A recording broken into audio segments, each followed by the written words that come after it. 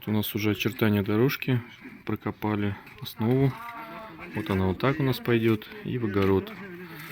До того участка, здесь два участка, вот до границы с тем участком мощение будет, дальше у нас будут набивные дорожки. Уложили геотекстиль 250 плотности, вот тут еще видно его очертания, здесь не отсыпали еще щебнем.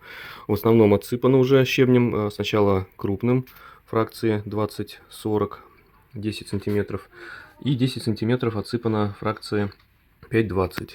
Все это протрамбовано послойно. Вот сейчас еще будем трамбовать и отсыпать уже отсевом. Завершили отсыпку и трамбовку отсевом. Здесь отсыпали, выставили маяки, а здесь начинаем мощение. Ну и вот, друзья, завершили мы мощение. Такая красота у нас получилась.